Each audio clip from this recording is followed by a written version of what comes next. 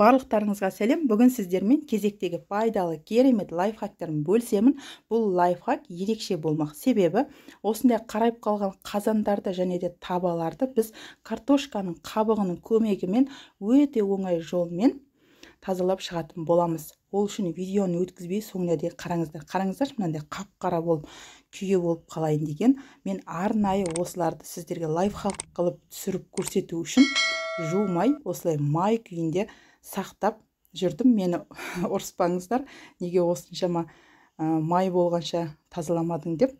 Мінекей қараңыздар, лайфхактың соңында қазандарыңыз осындай жап-жаңа болып жылтырап шыға келетін болады.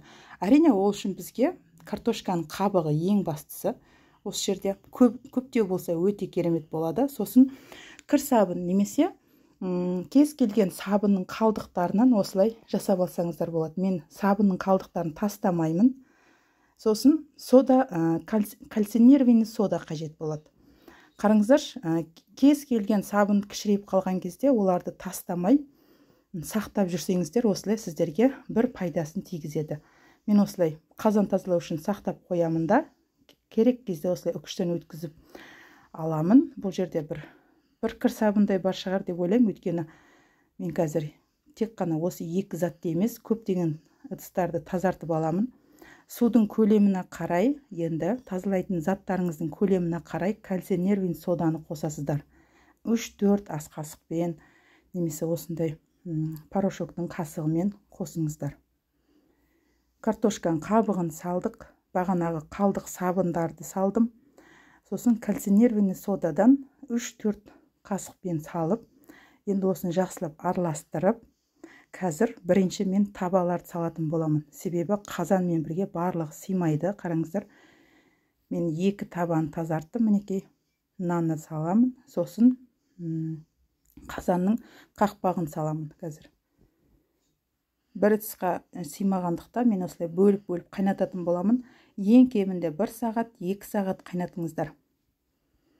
Сол кезде ешқандай күш жұмсаудың қажеті жоқ. Тек қана ысқалап жусаңыздар, өзі оңай жылдам түсіп қалатын болады. Мінекей қайнап атқан кезде, қайнап шыққан кезде осылай әппақ болып көбіріп бастайды. Енді бетін жауып қойыңыздар да, сол кезде орташа отқа қойыңыздар. Асты қатты отта тұрмау керек. Қараңыздар, осылай су көбейіп көпіріп шыға келеді. Осы сәтте мен енді мынандай шыны ыдыстарды салып жердім. Шетінде сарғайып қалған нелері кетуі қиын болады ғой. Бір рет қана шай ішсеңде, оны өзіне жұғып қалатын осындай әппақ кеселерді салып ағартып алсаңыздар болады. Ағарту қажет болған кез келген ыдыстарыңыз сала беріңіздер. Мінекей мен 1 сағат қайнаттым осы табаны. Енді алып ысқалап көреміз. Егер де қатты кетуі қиын болып жатса, тағы да жарты сағатқа 1 сағатқа қойсаңыздар болады. Жоқ, 1 сағаттың ішінде мінекей оңайлау кетіп жатыр, қараңыздар. Мінекей. Тек қана осылай посуда жуатын сым қырғышпен ғана ысқалап шықтым. Пышақты қолданған жоқпын, өздеріңіздер көрген болсаңыздар. Міне сумен шайып жатырмын. Мінекей әппақ болып шыға келді. Мен бағана 2 табаны алып, қазанды салып қойған болатынмын.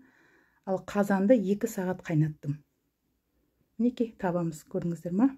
2 сағаттан кейін алып тазалап алдым. Себебі қазанның астын байқасаңыздар, қатты қалындап кеткен, сол үшін 2 сағат қайнаттым.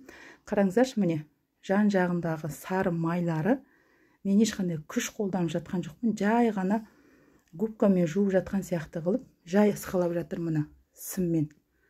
Осылай өзі үгітіліп керемет болып, тап-таза болып түсіп жатыр. Мінекей губкамен сүртіп көрсетейін. Міне уже тап-таза болып қалды.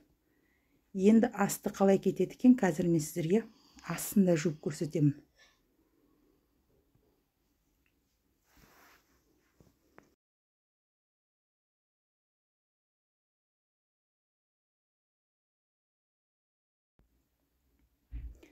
Мінекей қараңыздар, астында осылай сым қырғышпен қырып жатырмын. Пышақ қолданудың қажеті жоқ. Күш салудың қажеті жоқ. Мінекей асты да оп-оңай кетіп жатыр. Бағана бірінші көрген кезде түрі қандай қорқынышты еді, қап-қара болып, асты қап-қара күйе болып қалған. Мінекей. Осылай сымқырғыштың көмегімен оп-оңай күш салмай тазалап аласыздар. Бұл лайфхак маған ұнады. Мен бірінші рет жасап тұрмын, бірақтан маған ұнады. Өздеріңіз байқаған болсаңыздар, мен каналымда көптеген қазан тазалау лайфхактары бар. Көрген лайфхакты мен жасап көруге тырысамын. Мен үшін қызық, сіздер де жасап көріңіздер. Қараңыздаршы, міне, тап-таза болып, жап-жаңадай болып шыға келді. Міне, шет жан жақтары барлығы тап-таза болып шығады. Ішінде көріп қойыңыздар. Егер лайфхак ұнаған болса, достарыңызбен бөлісе отырыңыздар да, осындай қазақша каналдың дамуы үшін өз үлестеріңізді қосып, комментария жазып, тегін лайктарыңызды басып, каналдың дамуына өз үлестеріңізді қосыңыздар.